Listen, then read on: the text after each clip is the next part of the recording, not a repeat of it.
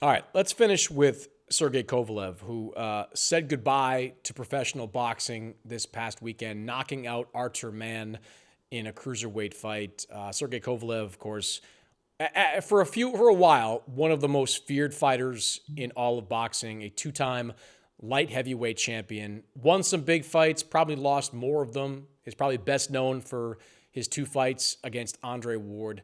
A few years from now, Sergio, I'm sure we'll see Sergey Kovalev on the Boxing Hall of Fame ballot. If you were a voter, would you cast your vote for Sergey Kovalev? I was looking down on his resume. From 2013 to 2016, the Crusher was everything right. And if he would have won that fight against Andre Ward, that first one, then I would say yes.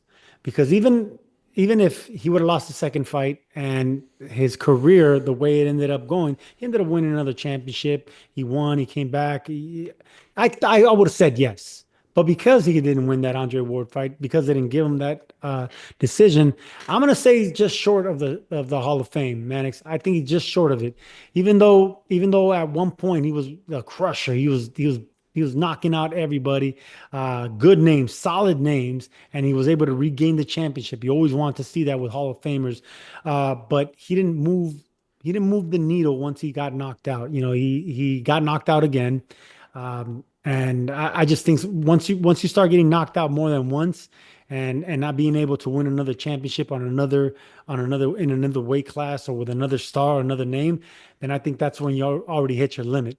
Because the Bernard Hopkins win was great for him. Because I don't think no one ever dominated the great Bernard Hopkins like this man. I mean, if you look at the scores, that was a one-sided fight, and that was Mm-hmm. when Kovalev was a crusher and Hopkins was able to, not do nothing against him.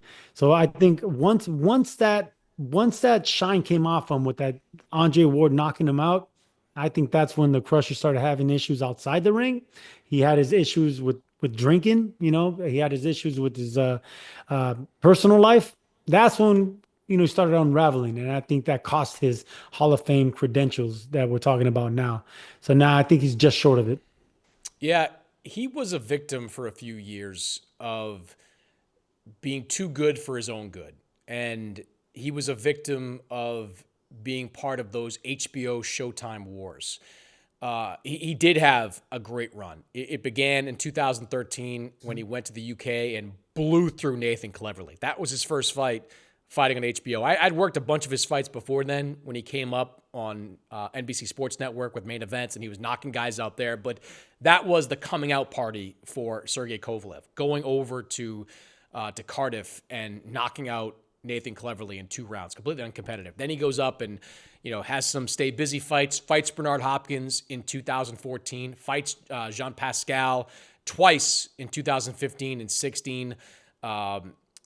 Isaac Chilembo, whatever, that was fine. Chilembo had a decent record going in. But then came that first Andre Ward fight in 2016. And look, I'm of the belief that he should have won that fight. Like, I sat there ringside for it. I scored it for Sergey Kovalev. He knocked Ward down. Yes, give Ward credit. He finished strong. Like, in one of Ward's first fights at 175, while Sergey Kovalev was still the crusher, it was Andre Ward down the stretch that was landing the bigger shots. But I thought Kovalev did enough. Him not getting that win, I agree, that's what costs him. If he had that win on his resume, he would probably get my vote for the Hall of Fame. I also think, to go back to the politics part of it, like, he should have fought Adonis Stevenson. Like, he should have. Like, those two guys were the most fearsome light heavyweights for a while. Stevenson was with Al Heyman fighting on Showtime. Kovalev, main events, fighting on HBO. They didn't fight because of that political divide, and it sucks. Because at that time, both those guys were huge punchers. That would have been an incredible fight between those two guys. It didn't happen. Kovalev wasn't able to get that win. And after the second Ward fight, to your point, it was over. Like, Ward, among other things, exposed the body weakness in Hmm. Kovalev. Like, he hit him with that body shot that knocked him out. All of a sudden, Kovalev started looking really shaky to the body in many of his subsequent fights. To the point where, like, if you got him early to the body, I'm trying to remember one of the fight. It was Letty Alvarez hit him to the body early on. Anthony Yard hurt him to the body. He just didn't have what it took to hold up. And then he went on when in the later part of his career, Canelo knocks him out. I mean, Kovalev was competitive in that fight. I'll give him that. Like, on the scorecards, he was competitive. We saw the fight over in Saudi. Robin Safar, he beats him pretty badly. So, yeah, I think a good professional boxing career. I would have liked to have, to look ahead and say, should we give him that win against Andre Ward?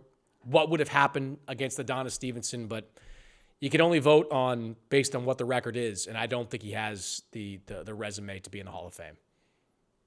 Agreed. And one fight can change the trajectory of a fighter, of a career, of everything. And him coming up short with Andre Ward, that changed his trajectory. And it happens to every fighter. I got excuses like that too, man. If I would have won that Shane Mosley fight, forget about it. But every fighter can give you that tale of woe.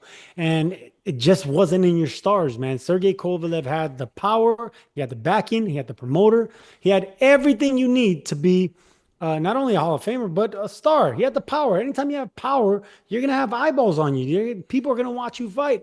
But that one fight against Ward exposed the body shots, and that once you get exposed like that to the body, Yeah. like we've seen with Gennady Golovkin, and like we've seen in this last fight with Stanionis, everyone's going to take that for granted. You're never going to be the crusher. You're never going to be the monster. You're never going to be the power punching boogeyman that everyone thought you were, because that's your kryptonite. And once people find your kryptonite, that's it, man. So that's what happened to Kovalev. And it was a solid career. It was a damn solid career. Two-time champion. Nothing to be ashamed of. But the Hall of Fame is something that only the all-time greats get to do, or the all-time popular greats get to do. And I think Kovalev's not one of them. The all-time greats and Vinny Paz. And Arturo Gatti.